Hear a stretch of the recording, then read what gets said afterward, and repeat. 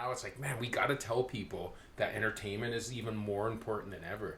But I think it's about like giving them ideas, right? Yeah. So, on this little segment, it's only a quick segment. If you're watching, it's going to be fast because there's not much. Yeah, there's not much going on. There's not much really we could talk about, right? But, what are some of the things that people should be looking for right now? I know we've talked about this already, but like as a form of DJ, honestly, hiring a DJ probably is your last thing on your list now. Maybe hiring a magician is probably last on your list, but hiring a DJ now has become kind of, even before all this happened, it was kind of like, do we need a DJ? Do I want to pay this? Don't I? Now you can do Spotify, and Spotify has your little COVID mixing program now that you don't even need it for events, right? Like they specially put it out for events. So, like, what do you think is the most important? What can we tell people right now to sell them on what we do?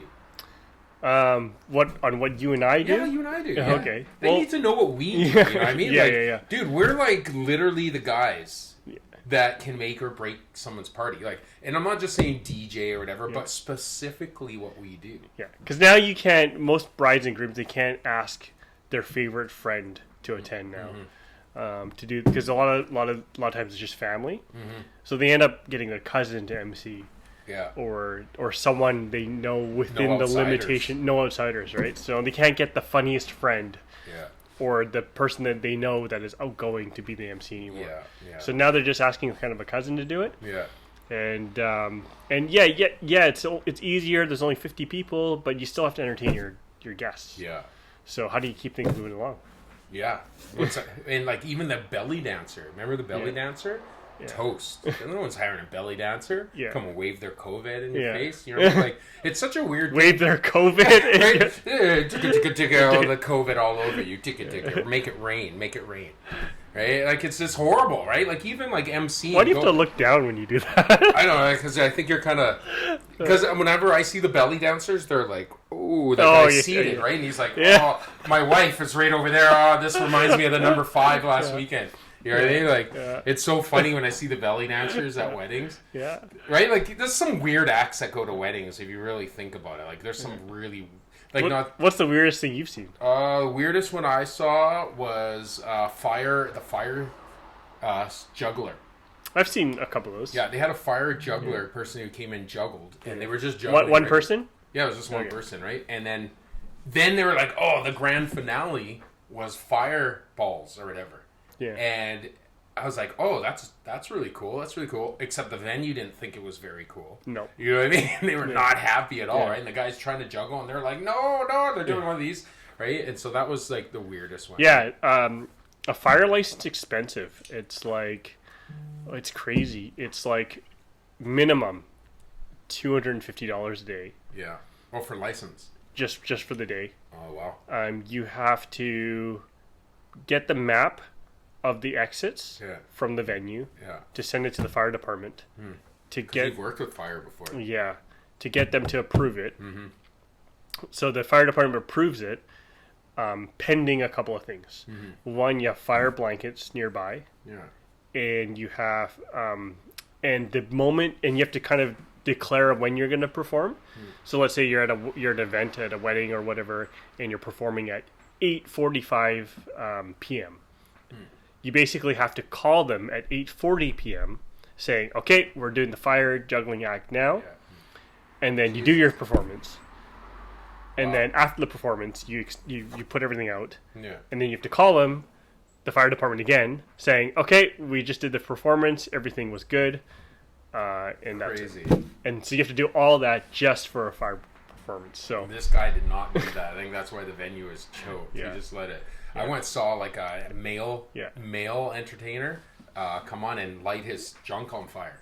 That wasn't at a wedding. That was at an event.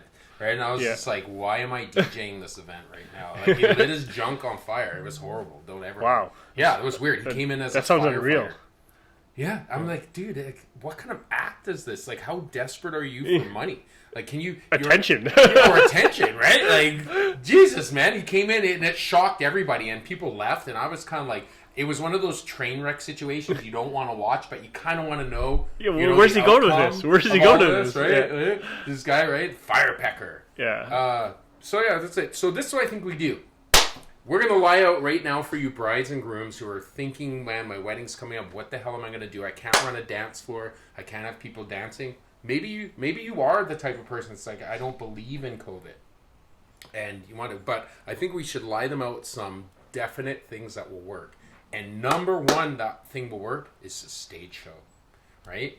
A place where you don't have to be interactive with an audience. You can actually do your show from afar, right? And actually, people don't have to engage at all. They can stay in their seats. Yeah. Right? So comedians can do that. My show can do that.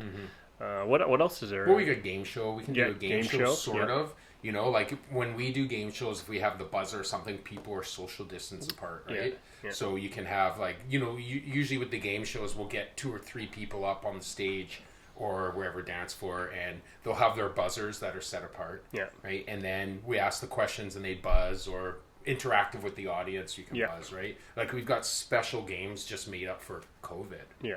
You know, what else is there? There's like, well, I guess you could have a DJ who does background music. Yep. Right? But I mean, if you really want to make it entertaining for people, then you would incorporate that way. You still, with something else, right? Like either magic or game show or something like that. And that's why it's so flexible to do what we do, because you can do all of it.